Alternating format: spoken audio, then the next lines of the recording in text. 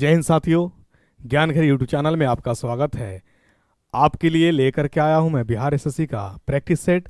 30 questions का set रहता है, फिजिक्स केमिस्ट्री बायोलॉजी, जो इंटरस्तरीय एग्जाम होने वाली है बिहार एसएससी का, उससे आधारित। यानी एसएससी का आप जो भी एग्जाम देने बैठेंगे तो विज्ञान का यानी साइंस का क्वेश्चन एक भी क्वेश्चन छूटेगा नहीं, अगर आप रेगुलर वे में देख रहे हैं तो। ठीक है, इसमें जो है फिजिक्स केमिस्ट्री बायोलॉजी यानी जीव विज्ञान, रसायन शास्त्र और भौतिक विज्ञान का तीनों का मिलाकर के प्रश्न रहता है।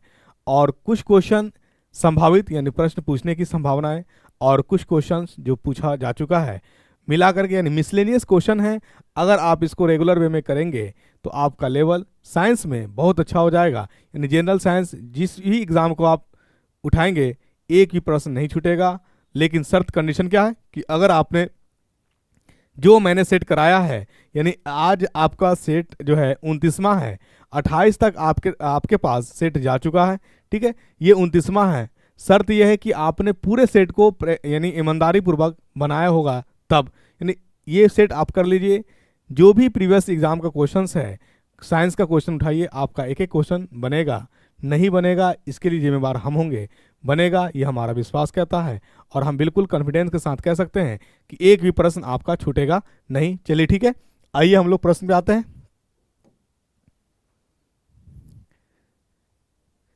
पहला प्रश्न क्या आपका प्रश्न है, हमारे शरीर में उपापचयी प्रतिक्रियाएं यानी मेटाबॉलिक रिएक्शन किसके द्वारा की जाती है? तो आप याद रखिएगा, ये मेटाबॉलिक रिएक्शन जो है ये प्रोटीन के द्वारा किया जाता है। किसके द्वारा? इसका आंसर हो जाएगा प्रोटीन के द्वारा। अब आपसे पूछा जा सकता है कि मोटाबॉलिक यानी मेटाबॉलिक रिएक्शन जो है उपापचयी प्रतिक्रिया ये है क्या? तो याद रखिएगा कि हम जो भोजन लेते हैं उस भोजन से एनर्जी का मिलना रासायनिक अभिक्रिया के द्वारा, यही कहलाता उपापचयी प्रतिक्रिया। ठीक है, यानी सिंपल साधारण सा परिभाषा याद रखिए। उपापचयी प्रतिक्रिया कहते किसको है? भोजन का टूटकर एनर्जी मिलना रासायनिक अभिक्रिया से, यही कहलाता है मेटाबॉलिक रिएक्शन। ये मेटाबॉलिक रिएक्शन जो है आपके पास यानी उपापचयी प्रतिक्रिया कितने तरह के होते हैं? तो याद रखिएगा ये 2 तरह के होते हैं। कितने तरह के? 2 तरह के। कौन कौन? एनाबोलिज्म, एनाबोलिज्म और केटाबोलिज्म। ये इंग्लिश है, मैं हिंदी में कह देता हूं इसको कहते उपापचय। क्या कहते हैं? उपापचय एनाबोलिज्म को, और इसको कहते हैं अपचय। ठीक है, केटाबोलिज्म। ये दोनों मिलकर के बनता है मेटाबॉलिक। ठीक है, चलिए इसमें एनाबोलिज्म कहते हैं किसको है? तो देखिए, एनाबोलिज्म जो है, एनाबोलिज्म वह प्रक्रिया है जिसमें सरल चीज मिल करके एक जटिल चीज का निर्माण करता है। इसका मतलब यह हुआ कि उपापचय वह प्रक्रिया है जिसमें सरल चीज आपस में संगठित होकर के एक जटिल संरचना वाला अणु बनता है, जटिल संरचना वाला पदार्थ बनता है। इसी को हम लोग एनाबोलिज्म कहते हैं। और एनाबोलिज्म को दूसरा नाम जो है बिल्डिंग अप भी कहा जाता है, ये याद रखिएगा। ठीक है, आपसे पूछा जा सकता है कि बिल्डिंग अप के नाम से कौन जाना जाता है? तो बिल्डिंग अप के नाम से जाना जाता है एनाबोलिज्म। ठीक है, और केटाबोलिज्म जो है अपचय, इसमें जो होता है क्षारण होता है, टूटता है। मतलब जटिल चीज टूट करके सिंपल चीज मतलब बनाता है, सरल बनाता है। यानी जटिल चीज का टूट करके यानी जटिल चीजों का टूटना और सरल का निर्माण होना, ये कहलाता है अपचय, मतलब केटाबोलिज्म। ये याद रखिएगा। तो इसको क्या कहते हैं हम लोग? ब्रेकडाउन। इसको क्या कहेंगे? ब्रेकडाउन। तो याद रखिएगा, यानी केटाबोलिज्म को ब्रेकडाउन के नाम से जाना जाता है, और एनाबोलिज्म को बिल्डिंग अप या बिल्ड अप के नाम से जाना जाता है। बिल्डिंग या बिल्ड अप याद रखिए, यहीं पे हम डाल देते हैं बिल्ड अप के नाम से जाना जाता है। ठीक है, चलिए तो आप समझ में आ गया। यानी मेटाबॉलिक रिएक्शन का 2 पार्ट्स होता है, एनाबोलिज्म, केटाबोलिज्म। एनाबोलिज्म में निर्माण होता है और केटाबोलिज्म में टूटना होता है। किसका निर्माण होता है? सरल चीज जटिल चीज का निर्माण करता है एनाबोलिज्म उपापचय में, और केटाबोलिज्म में जटिल चीज का विखंडन होता है, टूटना होता है। और इसमें जनरली प्रोटीन ही टूटता है। क्या होता है? प्रोटीन तोड़ने का काम करता है। और ये याद रखिएगा कि प्रोटीन जो होता है एमिनो एसिड, एमिनो अम्ल का निर्माण करता है। ठीक है, चलिए आइए अगला प्रश्न में आते हम लोग।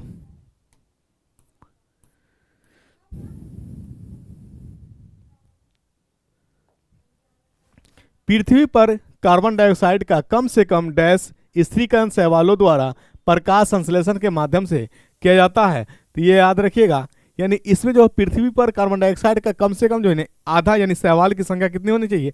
आधा यानी 50%, ये याद रखिएगा। ये है आपका आंसर, ठीक है। 2 का A number is the correct answer.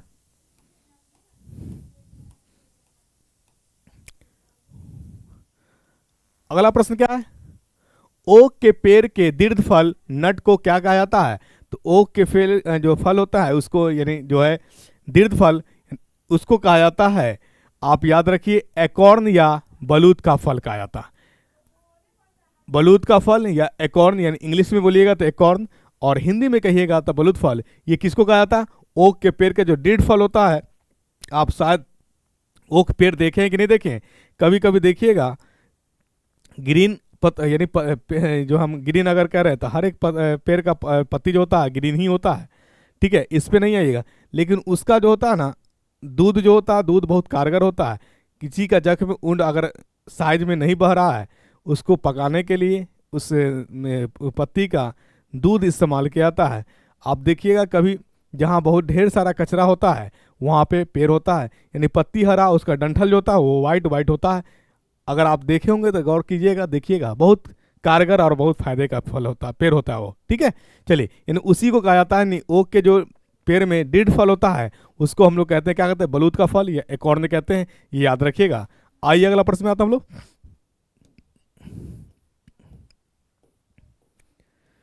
देखिए प्रश्न क्या है? निम्नलिखित में से कौन सा मोनोसेक्राइड का एक उदाहरण है?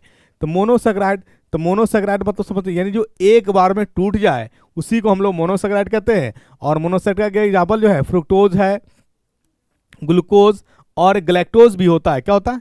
ग्लैक्टोज। अगर ग्लैक्टोज होता तो भी हो जाता, ये सब मोनोसेक्राइड है, ग्लैक्टोज, ठीक है। तो आपका जो आंसर है यानी फ्रुक्टोज और ग्लूकोज, यानी ए और डी होना चाहिए, तो ए और D is the correct answer, ठीक है।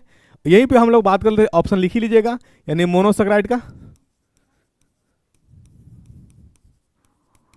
मोनोसेक्राइड का कौन कौन हो जाएगा बताइए, बोलिए।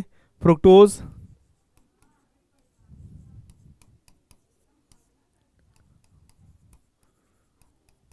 ग्लूकोज और ग्लैक्टोज। ग्लैक्टोज ये मोनोसेक्राइड है। डाइसेक्राइड के एग्जांपल लिख लीजिएगा आप। डाइसेक्राइड का एग्जांपल जो है आपका, बोलिए। हाँ, सुक्रोज और लैक्टोज। कभी कभी क्या होता है ना कि ग्लूकोज का दूसरा नाम पूछ देता है। क्या होता है? ग्लूकोज का दूसरा नाम जो है डेक्सट्रोज भी कहा जाता है। क्या कहा जाता है? डेक्सट्रोज। ग्लूकोज का दूसरा नाम क्या है? डेक्सट्रोज। और फ्रुक्टोज का दूसरा नाम कभी कभी पूछ देता है। क्या पूछता है? तो ये याद रखिए, लिवोटोज। फ्रुक्टोज का दूसरा नाम क्या है? लिवोटोज है, ये याद रखिएगा, ठीक है। यानी ग्लूकोज का अनदर नेम याद रखिएगा डेक्सट्रोज कहा जाता है, और फ्रुक्टोज का दूसरा नाम लिवोटोज होता है, ठीक है। मोनोसेक्राइड का उदाहरण कौन कौन हो गया? ग्लूकोज, फ्रुक्टोज और ग्लैक्टोज। डाइसेक्राइड का उदाहरण कौन कौन हो गया? सुक्रोज और लैक्टोज। यहीं पे अगर हम बात कर ले पॉलीसेक्राइड की, किसकी बात कर ले? पॉलीसेक्राइड। तो पॉलीसेक्राइड का उदाहरण आप लिखिएगा, पॉलीसेक्राइड। पॉलीसेक्राइड का उदाहरण है आपका, उदाहरण एग्जाम्पल कौन कौन? स्टार्च और सेल्यूलोज। स्टार्च और सेल्यूलोज ये आपका पॉलीसेक्राइड का है, ठीक है। चलिए, यानी हम आपसे प्रॉमिस वादा करते हैं, आप अगर ज्ञान घर यूट्यूब चैनल को देख रहे हैं तो एक भी प्रश्न आपका छूटेगा नहीं विज्ञान से, ठीक है। लेकिन शर्त है क्या? ईमानदारी पूर्वक से देखना। आपको नहीं देखेंगे तो इसमें कोई भी कुछ नहीं कर सकता, यानी कोई आपका उत्थान नहीं कर सकता है। आपको ईमानदारी खुद बरतनी होगी, आपके अपने जीवन से प्रेम खुद करना होगा। ये प्रेम जगाने कोई आएगा नहीं। इसलिए अगर आप सफल होना चाहते हैं तो किसी भी चैनल को आप देख रहे हैं, डज नॉट मैटर, यानी आप स्वतंत्र हैं जिस चैनल को आप देखना चाहें, ठीक है। जहां से आपको लगे कि हमारा प्रश्न बन सकता है या बन रहा है, उस चीज़ को आप जरूर देख लीजिए। 30 क्वेश्चन है, अगर आप देखेंगे तो स्पीड बढ़ा करके देखेंगे तो मुश्किल से 5 मिनट में 30 क्वेश्चन, और इसके क्वेश्चन के ऑप्शन के ऊपर डिस्कस किया जाता है। तो उम्मीद है कि अगर 30 क्वेश्चन तो नॉर्मली एबीसीडी करा दिया जाए तो 30 क्वेश्चन हो जाएगा। अगर उसमें एक्सप्लेनेशन कर दिया जाए तो उस क्वेश्चन में भी क्वेश्चन बन जाता है, तो कई क्वेश्चन हो सकते हैं, ठीक है। चलिए आइए अगला प्रश्न आता है हम लोग।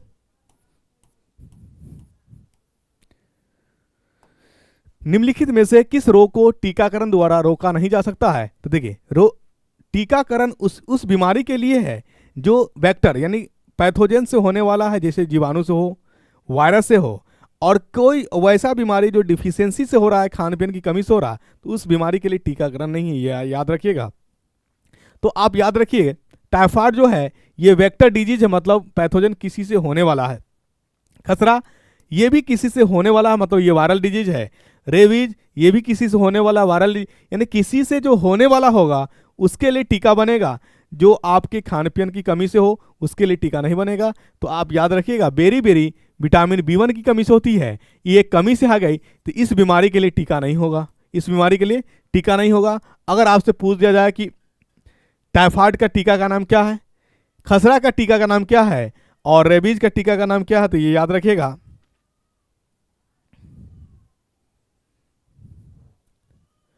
टाइफाइड का जो है टेम्पलर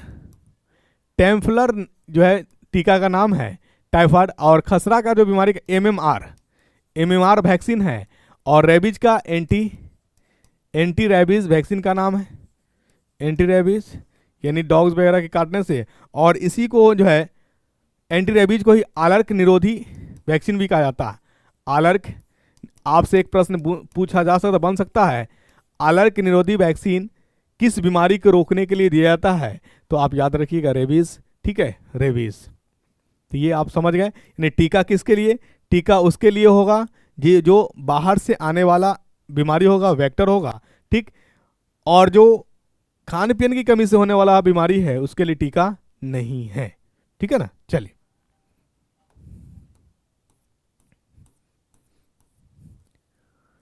निम्नलिखित में से किसका संबंध होमिनिड कुल से है। होमिनिड कुल से मतलब जो है इन होमिनिड ऑर्डर से, तो होमिनिड होमोसेपियंस से संबंधित है, ये मानव से रिलेटेड है। किससे, मानव से रिलेटेड है, ये याद रखिएगा, ठीक है। चलिए आइए अगला, यानी मानव का साइंटिफिक नेम क्या होता, होमोसेपियंस। अगला प्रश्न क्या है, निम्न में से कौन सा रोग दूषित जल पीने से होता है, यानी दूषित जल पीने से जो बीमारी हो सकती है, ये याद रखिए टाइफाइड भी हो सकता है, ठीक है, ये आप क्या कहते हैं हैजा भी हो सकता है, और पेचिस भी हो सकता है, ये याद रखिए, यानी हैजा, पेचिस और क्या कहते हैं टाइफाइड, ये सब प्रदूषित जल को आप ग्रहण करेंगे तो उसके कारण बीमारी हो सकता है। तो इसका आंसर क्या हो जाएगा आपका, हैजा इज द करेक्ट आंसर, ठीक है। चलिए आइए अगला प्रश्न में आते हम लोग।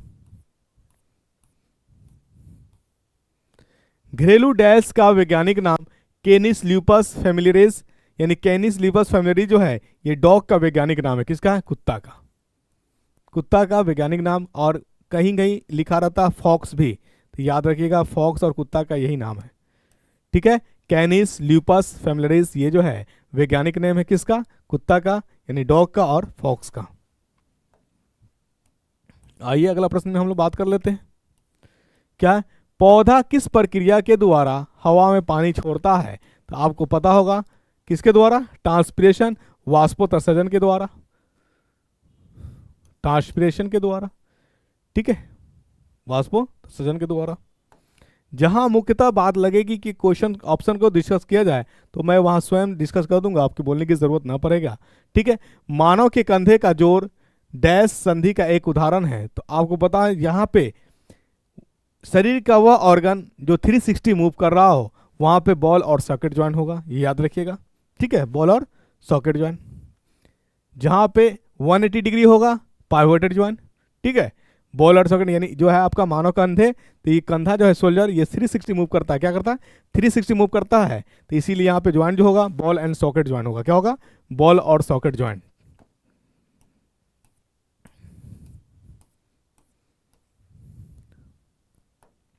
मानव शरीर की सबसे छोटी हड्डी कौन सी है, तो मानव शरीर की सबसे छोटी हड्डी वो कान में, ह्यूमन कान में पाया जाता है, उसका नाम है स्टेपीज। क्या नाम है, स्टेपीज। कान के अंदर कितने हड्डी, 3 हड्डी, कौन कौन, मिस याद रखिएगा, मेरियस, इंडिगीज और स्टेपीज, ये आपका 3 हड्डी है।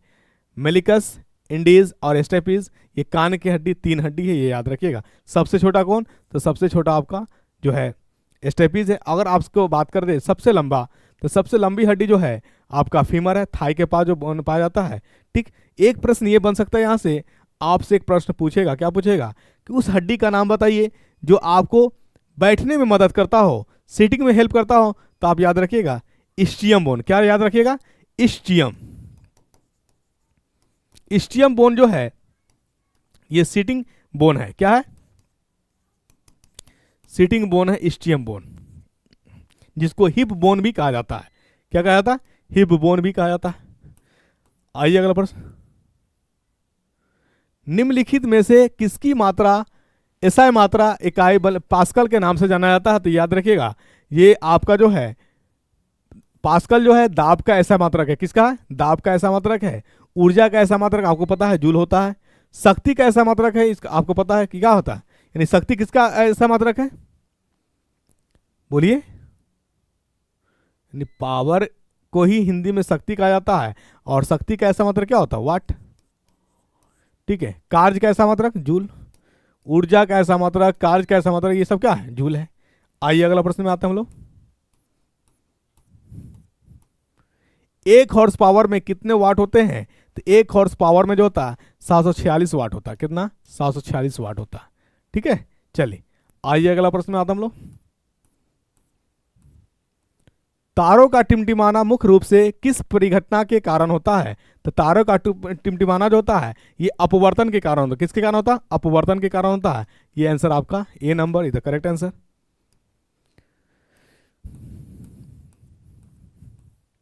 ऊर्जा का ऐसा मात्रक क्या होता है? ऊर्जा का ऐसा मात्रक जूल होता है, अभी आपने बताया।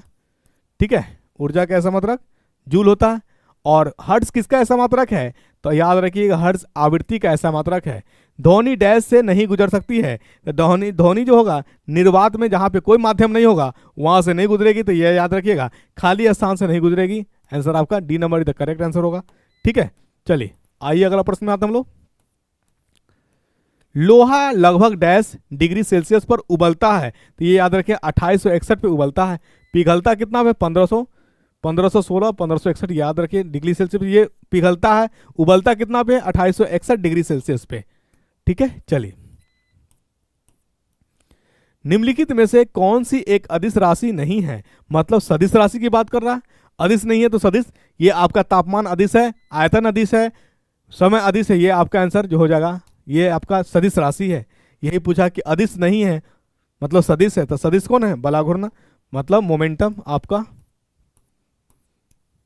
ध्वनि निम्नलिखित में से किस माध्यम से तीव्रता से गुजरती है? तो ध्वनि जो है ठोस में सबसे ज्यादा होती है। ठोस में तो यानी ठोस जो होगा सबसे ज्यादा होगा तेजी के साथ। चलिए अगला प्रश्न देख लीजिए।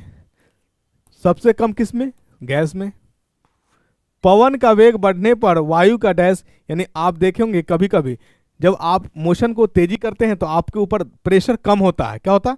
प्रेशर कम होता है। अगर आपको इस चीज को फील करना है तो कभी झूला झूल करके देखिए, जो राउंडेबल झूला होता है, जो राउंडेबल हाइट से झूलता है, उसको आप देखिए जब आप नीचे आ रहे होंगे तो आपको ये लगेगा कि फेंका जा रहा है। तो आप अगर जोर से चिल्लाने लगेंगे तो आपकी जो जो एक डर है वो डर कम जाएगा। तो ये याद रखिए जब स्पीड आपके अंदर आएगा तो दाब कमेगा। क्या होगा? दाब कमेगा। ठीक है, चलिए। 1 वाट होता है, तो 1 वाट आपने अभी देखा पावर। पावर क्या होता है? Work by time. वर्क का ऐसा मीट्रिक क्या होता है? वर्क का ऐसा मीट्रिक ऐसा मात्रक जूल, और टाइम का ऐसा मात्रक सेकेंड। इसी को अपन ऐसे लिख सकते हैं जूल पर सेकेंड। ठीक है, जूल पर सेकेंड। तो आपका क्या हो जाएगा? 1 वाट बराबर जूल पर second. A number the correct answer. यानी क्वेश्चन को घुमाया जा सकता है किसी भी तरह से, तो आप बिल्कुल चिंता नहीं करेंगे, घबराएंगे नहीं। ठीक है, चलिए। By what method do dry ice mothballs iodine crystals and compounds containing zinc turn from solid to gaseous? मतलब वो कह रहा है कि वो प्रोसेस क्या होता है जो आपका मैथबॉल्स हो गया, आयोडीन हो गया, क्रिस्टल हो गया, यानी सब जो बेगर द्रव में घुले लिक्विड बने ये डायरेक्ट गैस हो जाता है। तो इस प्रोसेस को हम लोग कहते हैं, क्या कहते हैं? सब्लिमेशन कहते हैं। क्या कहते हैं? ऊर्ध्वपतन, सब्लिमेशन। यानी ठोस जो है ठोस द्रव में आए बगैर गैस में कन्वर्ट हो जाए, यानी ठोस से डायरेक्ट गैस या गैस से डायरेक्ट क्या? ठोस। इस प्रोसेस को हम लोग कहते हैं सब्लिमेशन, ऊर्ध्वपतन। क्या कहते हैं? सब्लिमेशन या ऊर्ध्वपतन। ठीक है, चलिए। पीएच में पी इनमें से किसके लिए प्रयुक्त होता है? तो पी का मतलब होता है पोटेंज। क्या होता है? पी का मतलब होता है पोटेंज, और पोटेंज का मतलब होता है पावर। पोटेंज मीन्स पावर, यानी पीएच में जो है पोटेंज ऑफ हाइड्रोलिक, हाइड्रोजन का मतलब पावर ऑफ हाइड्रोजन है, उसी को हम लोग कहते हैं पीएच। और पीक फॉर स्टैंड जो होता है पोटेंज होता है, ये याद रखिएगा, ठीक है।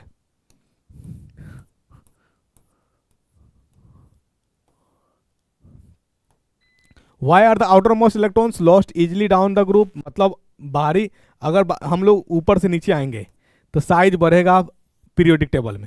जब साइज बढ़ेगा, मान लीजिए ये न्यूक्लियस यहाँ है और साइज बढ़ेगा तो बाहर वाला इलेक्ट्रॉन के बीच, ये न्यूक्लियस नाभिक के समय यानी इस नाभिक और बाहर वाला जो इलेक्ट्रॉन है उसके बीच जो होगा दबाव यानी फोर्स कम होगा, और कम होने के कारण ये क्या होगा, इजिली भाग जाएगा।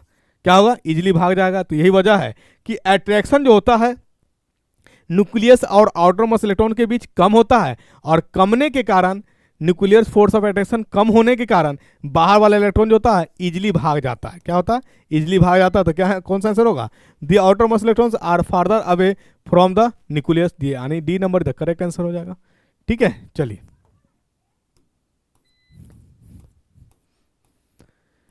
CH Cl3 का सामान्य नाम क्या है, तो CHCl3 का क्लोरोफॉर्म के नाम से जानते हैं। CHCl3 को क्लोरोफॉर्म के नाम से जानते हैं, और क्लोरोफॉर्म जो होता है ये आपका ओजोन लेयर के लिए बहुत घातक होता है। ठीक है, ओजोन लेयर के लिए बहुत घातक होता है, ये अफेक्टेड करता है।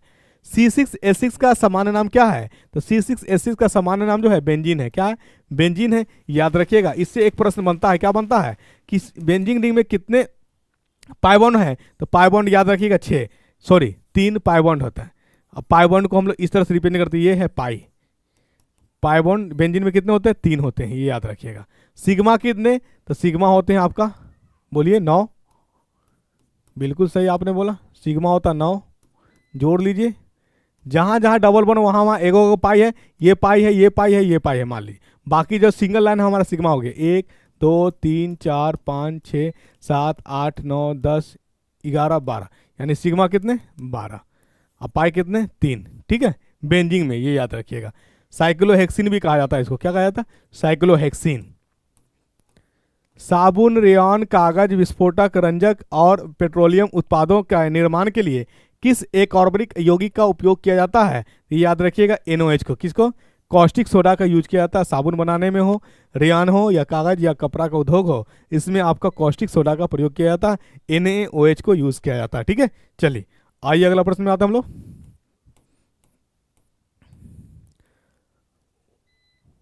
What test is used where the elements present in the compound are converted from covalent form into आयनिक, मतलब कोवैलेंट से आयनिक,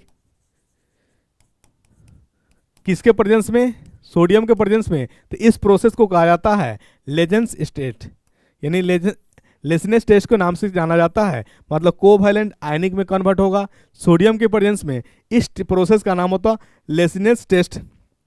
ठीक है, यहीं पे अगर बात कर लिया जाए कि फ्लेम टेस्ट क्या होता है, तो फ्लेम टेस्ट वह एलिमेंट यानी केमिस्ट्री का वह पार्ट्स, वह एलिमेंट जो जलने के बाद यानी टेस्ट में कलर देता हो, उसी को हम लोग फ्लेम टेस्ट कहते हैं।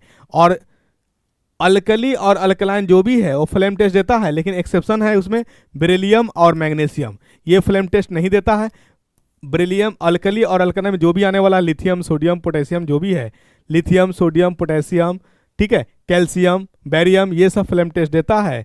बेरिलियम और मैग्नीशियम जो है ये फ्लेम टेस्ट नहीं देता, ये याद रखिएगा। ठीक है, आखिर डायमर टेस्ट क्या है, तो डायमर टेस्ट जो है ये प्रोटीन संबंधित टेस्ट है, ब्लड टेस्ट है। क्या है, ब्लड टेस्ट है, प्रोटीन संबंधित, ये याद रखिएगा डायमर। ठीक है, और ब्लड टेस्ट तो आप जान ही रहे हैं, इसमें हर तरह का टेस्ट आएगा। ठीक है, चलिए अगला प्रश्न क्या है, आवर्त सारणी के उस समूह की पहचान करें जिससे कोबाल्ट संबंधित है। तो ये याद रखिएगा, कोबाल्ट का एटॉमिक नंबर होता कितना, कोबाल्ट का एटॉमिक नंबर होता, बोलिए 27। इलेक्ट्रॉनिक कॉन्फ़िगरेशन जो होता आर्गन का होता 18, 4:3d7। ठीक है, 4:3d7। ग्रुप बताने के लिए ये दोनों इलेक्ट्रॉन को जोड़ा जाएगा, 9 हो जाएगा। ठीक, अगर हमारा पीरियड बताना होगा तो पीरियड सिर्फ इससे पता चले, यानी पीरियड हमारा 4 है, पीरियड क्या है 4। ग्रुप की बात करेंगे तो ग्रुप हमारा समूह जो है 9 है। ठीक है, समूह 9 है। तो आपसे पूछा है कि किस समूह से है, तो 9 समूह से बिलोंग करता है कोबाल्ट। ठीक है, आइए अगला प्रश्न में आता हम लोग। Identify the word that means horizontal laws in periodic table. Horizontal law, ये हॉरिजेंटल रो को हम लोग कहते हैं क्या, पीरियड। आवर्त कहते हैं, पीरियड, या इसी को इंग्लिश हिंदी में बात करेंगे तो आवर्त। ठीक है, हॉरिजेंटल को हम लोग क्या कहते हैं, आवर्त कहते हैं, और वर्टिकल को हम लोग ग्रुप कहते हैं। क्या कहते हैं, ग्रुप कहते हैं, समूह। ठीक है, चलिए ये याद रखिएगा। और मॉडर्न पीरियोडिक टेबल जो है मेस्ले ने दिया, ठीक है, मोस्ले जिसको आप कहते हैं, मोस्ले ने दिया, और जिसमें 8 क्या 8 नहीं 7 पीरियड है और 18 ग्रुप है। 18वां ग्रुप में रहने वाले एलिमेंट्स को हम लोग कहते हैं इनॉट गैस, अक्रिय गैस। 30 प्रश्न के साथ आज का सेट होता है कंप्लीट। ज्ञान घर यूट्यूब चैनल से बने रहिए, अपने साथियों को भी जोड़िए, आप भी लगातार वे में प्रैक्टिस करिए। ठीक है, प्रैक्टिस करेंगे आप ही का भला होगा। ठीक है, प्रैक्टिस करेंगे आप ही का भला होगा, कॉन्फिडेंस जगेगा, अच्छा प्रश्न करने का संभावनाएं बनेगी। अच्छे अच्छे प्रश्न कराए जा रहे हैं ज्ञान घर यूट्यूब चैनल से, लगातार वे में सेट को प्रैक्टिस करिए। ठीक है, थैंक यू सो मच। जय हिंद साथियों।